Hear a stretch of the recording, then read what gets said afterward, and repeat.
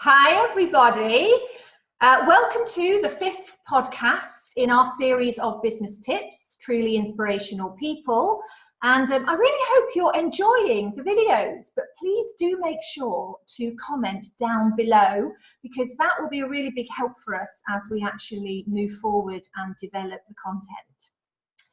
Now, some of you know, in May 2017, I had the privilege of creating and organising a mass meditation project with a group of amazing women in Nottingham. And this was to share a collective message of peace creating, so within us and also within society. One of our partners in this project was a very special lady called Ursula Donnelly. Now, Ursula Donnelly is a musician in Nottingham, very, very talented, and she's actually one half of the duo of the UK's leading Bollywood violin duo called Shanti Duo. Now, her partner is actually our guest today. And as I've got to know these two, this couple over the last 2 years, I'm truly in awe of their authenticity. They operate totally interconnected, with peace, with harmony in all of their activities. And our guest practices the same values at work as a coach and as a mentor for the global organization, Domestic and General. So let's hear more of how he does that. Let's welcome Kai. Welcome, Kai. Hi. Thank you, Sunita. Hello. That's all right. That's all right. Thank you for taking the time to speak to me today and be interviewed for our group. So you have a fascinating backstory, and you know, I look at you sitting here, and you epitomise successful businessman. I know that you're from the Middle East. You've had a very, very interesting career. And then really a big change in consciousness brought you to the UK. So could you just give us a snapshot of your history and bring us up to scratch so that we're all clear on the man that we're looking at today and your story, please? Sure, thanks, Sunita. Well, so I'm originally from Kuwait, very small country in the Middle East, known for its oil wealth predominantly. So I started my career very early in Kuwait in the corporate sector, which was very uncharacteristic of a Kuwaiti citizen.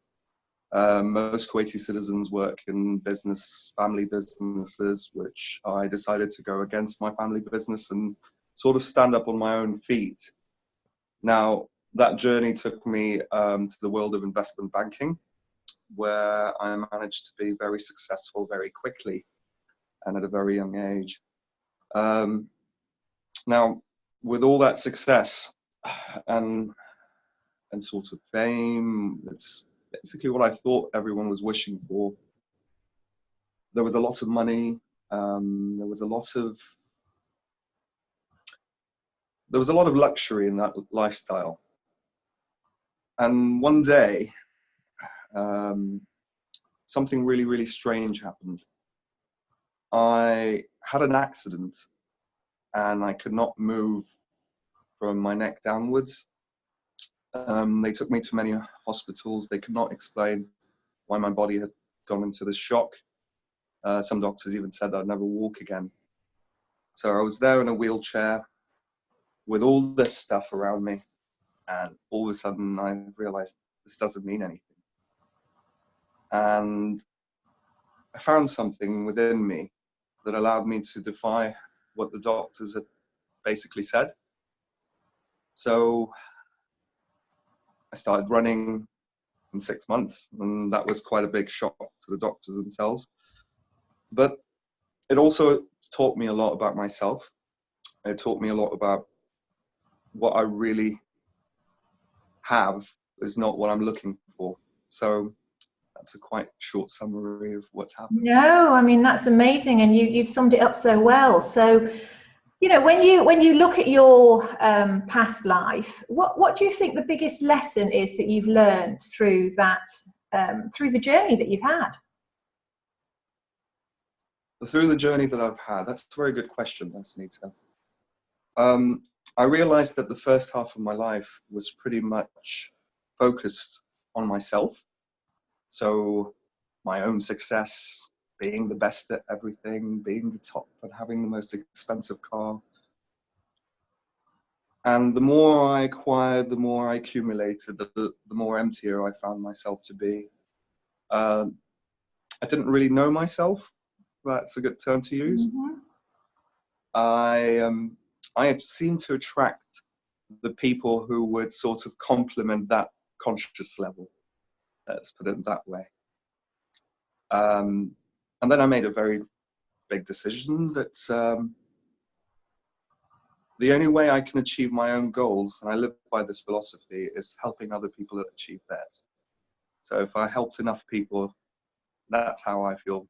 So it's gone to the polar opposite of all about myself, and now it's all about everyone, but through loving myself. And that's really beautiful, and it's a powerful message to share with so many people at times, in a time when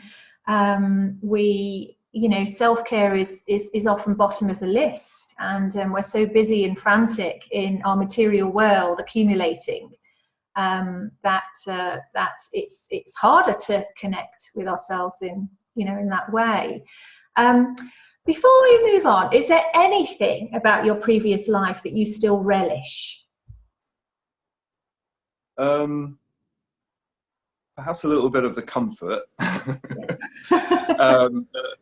But that's, I think this question, if you asked me this question a few years ago, I would have had a different answer. Mm-hmm. Now, I believe that the things that I perhaps struggled with most was adapting to a new way of life. Mm-hmm. I had many fears that I had to overcome, many challenges within myself.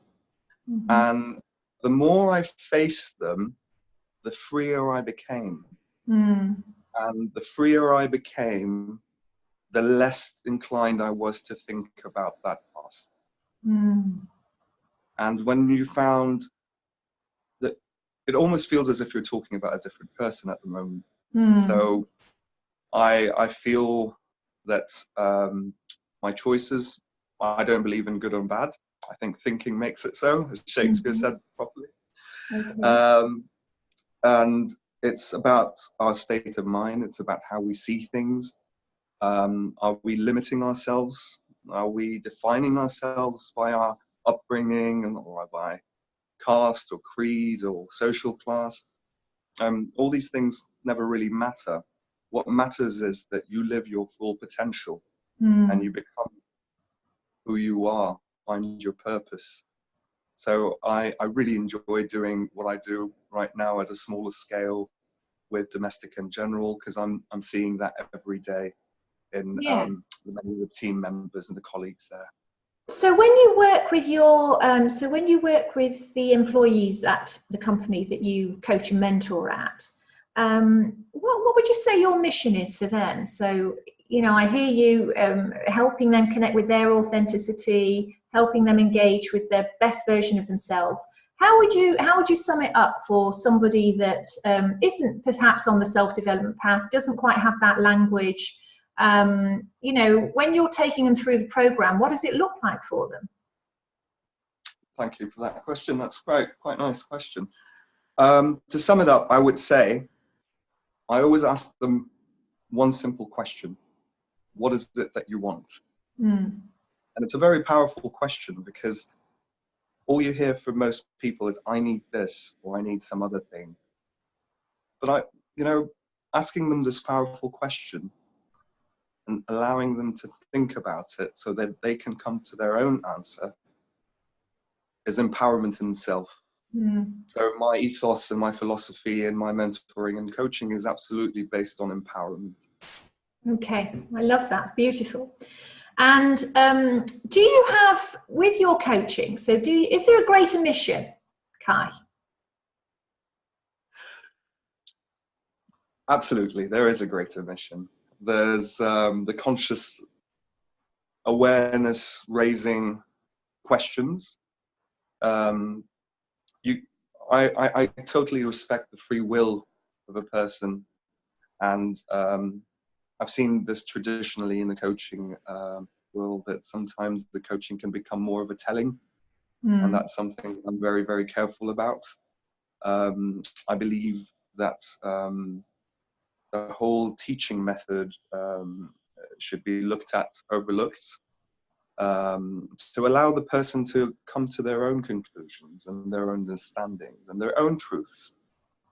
I believe there's as many truths in this world as there are people, and they're all true. And they're all true, however, they're all different pieces of the puzzle that make this complete picture complete. So maybe perhaps putting more pieces of the puzzle together is my mission. Okay, it's beautiful. Now, we Tri-Dosha, we train professional therapists and also instructors in professional therapists in Ayurvedic bodywork, professional instructors in mindfulness and meditation. And so therapists, they generally very aligned to their purpose. So they've already done a lot of that inner work. They are very sure of why they're here, what their purpose is, what they're meant to be doing. So in that way, they are connected to the highest version of themselves. Where they may struggle, and this is shown in statistics, is in actually building their practice for their own personal success. And I was doing some research on coaching, and there is a concept in coaching called alignment in action, where new skills are explored to help individuals expand their perspective so it aligns not only with what they want to achieve professionally, but also with what they want to achieve personally. So here we are, we're talking about the process of coaching mentorship for greater consciousness. However, also we have to live our lives. We have our own personal dreams. So can you tell us more about this and how you, and some of your own thoughts on this practice? Absolutely. I love the Sufi adage of be in this world, but not of this world. And I quite admire that fact. The main reason most therapists and most coaches sort of find the biggest challenges in business would always stem from a root cause. And that root cause is our relationship with money. How we all desire it, however, it is somehow wrong or somehow bad to be wealthy. If we look at the characteristics of religion itself, I don't think anywhere in the Bible or any of the holy scriptures it's been written that money is actually bad in itself. Because many of the biblical characters were very wealthy. King Solomon, for instance, Abraham had cattle over 1,000 mountains and over 1,000 hills. So it is not quite the relationship that we have to grow. Ultimately, I believe that the only limitation in business is imagination. You can have all the skills in the world, you can go to all the fancy graduate schools, but if you lack imagination, then I don't think you're able to do this job. Okay. And that's something I learned personally through trial and error, because I don't believe in failure, I believe in feedback, and I've actually got a lot of feedback in my life. Yeah. Well, can you give us your top tip for holistic practitioners? What's something that you've learned yourself to help move you through this process that they could learn from you? Absolutely. The best thing for a holistic practitioner is to actually, first of all, find the niche, specialist. Now, life, as in everything, like the mind, if you're not specific enough about what you want, it's just going to give you exactly what you have. So let's be very specific about what we want. Let's start training ourselves into coming into a state of wish fulfilled and living with that faith. Out of personal experience, against all odds, against everything, I've seen successes. Equally, with all structures in place, with all the finance in place, I've seen failures. And the only thing that gave me that competitive edge in my successes, in my own successes, was to come from an inner space of wish fulfilled and believe that I am deserving of this success. And it's absolutely a state of mind, Sunita. Yes. The work I do, be a salesman, a doctor, a painter, you have to use your own creativity, your own imagination, and allow yourself to be in that mental state. And how can you tap into that mental state if you don't have, do we need to learn the tools, the techniques? What would you say? Something key that would enable our listeners, our viewers, to tap into that source, that great source within them? It's listening to our inner voices. Yeah. Understanding that you're so great and appreciating it, that you are magnificent and knowing it as a person. Understanding that what you get in life is only by giving, and living with that philosophy in every small aspect or big aspect of the business world or of any technique. Again, not being afraid of failure. Absolutely. Fear itself is an illusion, as we speak about so much. And it's having and building that confidence like a muscle by doing the small steps. If I change myself every day by 1%, in 100 days, I'm 100% better. So it's about the commitment. It's about the doing. So knowledge without action is useless, as they say. Yeah, absolutely. Action. Yeah. Don't be afraid of the mistakes. Don't be afraid of falling, because guess what? You're going to stand back up. And the bigger the appetite that you have for that, the more enjoyable the success journey is, because it's not a destination. Yeah. Now you've seen a lot through your life, Kai, and more than most would see in this given life, I would say.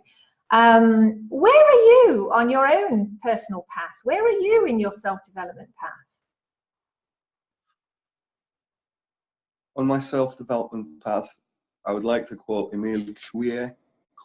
I can't pronounce the proper French name, but he said something really lovely that I use as an affirmation every day. And he said, every day, in every way, I am getting better, better, and better. And that, for me, is every moment. Because we're human beings, we're dynamic. And at every instant, growth is everywhere. You see it in nature, you see it yourself. So if you allow yourself and you humble yourself to learn from it, then personal development is always happening. Oh, that's very beautiful. Well, look, do you just before we come to an end of this interview, do you offer your coaching and mentoring outside of the company? I had started this year providing some bespoke coaching to some private clients. However, 2019 is going to be the year where I will go out and I will be building a platform and many interesting little projects around that. Okay. Because, I believe we can really give back to our communities. Yeah. So we'll be checking in with you again then in 2019, and it would be great to hear how that all plays out and evolves for you, Kai. In this magical world. Thank you. So. Okay, guys, well, we would love to hear your experiences as well. So do get in touch with us. Please do send us a message on the Private Therapist Facebook page or email us directly if you have any questions. And wishing you all an amazing Sunday. Thank you very much for tuning in. Take care, and thank you, Kai. Thank you. Thank you.